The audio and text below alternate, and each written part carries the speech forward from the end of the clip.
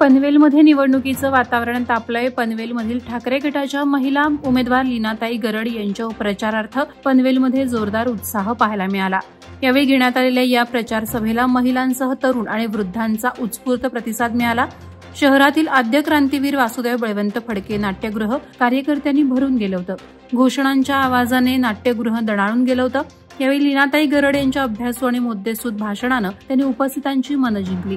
प्रचार सभेत ठाकरे गटाच्या अनेक मान्यवरांसह शिवव्याख्यात नितीन बानगुडे पाटलांनी तुफान राजकीय फटकेबाजी करत भाषण केलं. या भाषणात विरोधकांवर शाब्दिक रणसंधान साधण्यात आलं. उरण महाविकास आघाडीचे उमेदवार मनोहर गजानन भोईर यांनी श्री समर्थ संप्रदायाचे थोर निरूपणकार पद्मभूषण डॉक्टर आप्पासाहेब धर्माधिकारी यांचे रेवदंडा येथे जाऊन आशीर्वाद घेतले. उरण विधानसभा मतदारसंघाचा विकास करण्यासाठी तसंच जनतेच्या समस्या सोडवून लोककल्याणकारी विधायक कामं होण्यासाठी श्री संप्रदायाचे थोर निरूपणकार डॉक्टर आप्पासाहेब धर्माधिकारी यांना साष्टांग नमस्कार करत मनोहर भोईर यांनी आशीर्वाद घेतले. श्री समर्थ संप्रदायाच्या स्वारींकडून आशीर्वाद मिळाल्याने विलक्षण ऊर्जा मिळाली असून लोककल्याणासाठी आपलं आयुष्य घालवणार असल्याचं त्यांनी सांगितलं. उरणमध्ये शेकापचे युवा नेते प्रीतमदादा म्हात्रे हे निवडणुकीच्या रिंगणात असून त्यांचं प्रचार कार्य जोमात सुरू असल्याचं दिसून येत आहे. सर्वपक्षीय तरुणाई माझ्यासोबत असून ते एकत्रित प्रचार करत आहेत.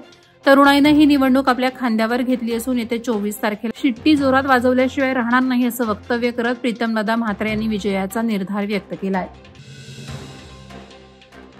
पनवेल परिसराचा आणखी विकास असं सर्वसामान्य नागरिकांच्या अपेक्षा पूर्ण करण्यासाठी लाडक्या बहिणींना ताकद देण्यासाठी राज्यात पुन्हा महायुतीचं सरकारच सत्तेत यायला पाहिजे. त्यामुळे तुमची ताकद आणि पाठबळ मला द्या असे आवाहन पनवेलचे कार्यसम्राट आमदार प्रशांत ठाकूर यांनी कळंबोलीमध्ये झालेल्या भव्य प्रचार रॅलीवेळी केलं. भाजप, शिवसेना, राष्ट्रवादी, आरपीआय आणि मित्रपक्ष आमदार प्रशांत ठाकूर यांचा प्रचार जोरदार पद्धतीनं संपूर्ण मतदारसंघात सुरू आहे. महायुतीचा प्रत्येक पदाधिकारी आणि कार्यकर्ता हा आमदार प्रशांत दादांना विजयी करण्यासाठी अहोरात्र मेहनत घेत आहे. निजामपूर विभागात फोडाफोडीचं राजकारण सुरू असल्याचं दिसत आहे. विभागातील आरपीआय तालुका अध्यक्ष म्हणून घेणारे रवींद्र जाधव यांनी शिवसेनेच्या सभेत संपूर्ण बौद्ध समाज आरपीआय पक्षाशी निगडीत असून भरतशेठ गोगावले यांना बौद्ध समाजाचा जाहीर पाठिंबा असल्याचं जाहीर केलं.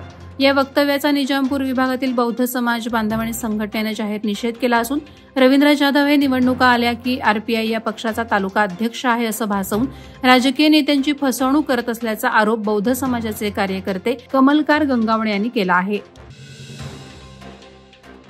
194 महाड विधानसभा मतदारसंघात शिवसेना उबाठा पक्षाच्या स्नेहल जगताप यांच्या प्रचारार्थ निजामपूर विभागात 14 गावांच्या गावभेट दौऱ्याला मतदार राजानं उत्स्फूर्त प्रतिसाद दिला.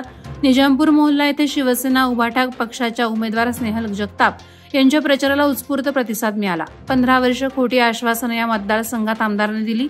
ही लढाई परिवर्तनाची आहे. माझे वडील माणिकराव जगताप यांच्या पराभवाचा बदला तोही व्याजासकट वसूल केल्याशिवाय स्नेहल जगताप गप्प बसणार नाही असा निर्धारच यावेळी स्नेहल जगताप यांनी केला. दुर्गम भागात घाटमाथ्यावर असलेल्या गारमाळ, वाघनरवाडी आणि गवळीवाडा येथे महायुतीचे उमेदवार महेंद्र थोरवे यांचा प्रचार घरोघरी जाऊन करण्यात आला. शिवसेना शिंदे गटाचे तालुका प्रमुख संदेश पाटील यांच्या उपस्थितीत हा प्रचार करण्यात आला. या भागात शिवसेना शिंदे गटाची ताकद मोठ्या प्रमाणात आहे. या भागात आमदार महेंद्र थोरवे यांच्या माध्यमातून विविध विकास कामं झाली असल्याने त्यांना मानणारा तरुण वर्ग मोठ्या प्रमाणात प्रचारात सहभागी झालाय. महायुतीचे उमेदवार महेंद्र थोरवे यांना मोठं मताधिक्य देण्याचा निर्धार त्यांच्या कार्यकर्त्यांनी केल्याचं दिसून येत आहे. महाड, माणगाव, पोलादपूर या मतदारसंघांमध्ये अटीतटीचा सामना होत आहे. विद्यमान आमदार भरतशेठ गोगावले यांच्या विरुद्ध माजी आमदार माणिक जगताप यांच्या कन्या स्नेहल जगताप या दोघांमध्ये अतिचुरशीचा सामना होणार यामध्ये काहीही शंका नाही. आता स्नेहल जगताप यांनी थेट आमदार गोगावले यांच्या बालेकिल्ल्याला सुरुंग लावलाय. पिंपळवाडी येथील असंख्य ग्रामस्थांनी शिवसेना ठाकरे गटात प्रवेश केलाय. हा पक्षप्रवेश म्हणजे आमदार गोगावले यांना मोठा धक्का समजला जातोय. आमदार गोगावले यांचा पराभव हा निश्चित असल्याचं यावेळी स्नेहल जगताप यांनी सांगितलं. उरण शहराबरोबरच खोपटा पूल ते कोपरोली, दिघोडे नाका ते चिर्ले या रस्त्यावर सातत्यानं वाहतूक कोंडीची समस्या निर्माण होत आहे. त्यामुळे सकाळ संध्याकाळ नाहक त्रास नोकरदार, विद्यार्थी, रुग्णांना सहन करावा लागत असून रस्त्यावरून मार्गक्रमण करणारे नागरिक आणि वाहन चालक अक्षरशः वैतागलेत. तरी उरणचे तहसीलदार डॉक्टर उद्धव कदम, उरण पंचायत समितीचे गटविकास अधिकारी समीर वाठारकर यांनी वाहतूक कोंडीच्या समस्येवर ठोस उपाययोजना करण्यासाठी पुढाकार घ्यावा अशी मागणी प्रवाशांकडून करण्यात येत आहे. म्हसळा ग्रामीण रुग्णालय येथील सुरक्षारक्षक मनोहर कांबळे यांचा 4 वर्षाचा मुलगा मिहीर कांबळे याला विंचूदंश झाला होता, मात्र दुर्दैवाने त्याचा उपचारादरम्यान मृत्यू झाला. डॉक्टरांच्या हलगर्जीपणामुळे रुग्ण दगावला असा ठपका ठेवत ग्रामीण रुग्णालय म्हसळाचे वैद्यकीय अधीक्षक डॉक्टर महेश मेहता यांना दवाखान्यातच संतप्त जमावाकडून मारहाण करण्यात आली.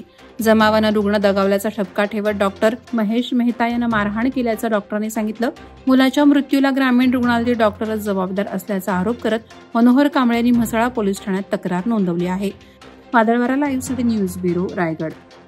नवी मुंबई व रायगड जिल्ह्यातील ताज्या बातम्या आणि घडामोडींसाठी सबस्क्राईब करा वादळवारा लाईव्ह चॅनल आणि दाबा बेल आयकॉन.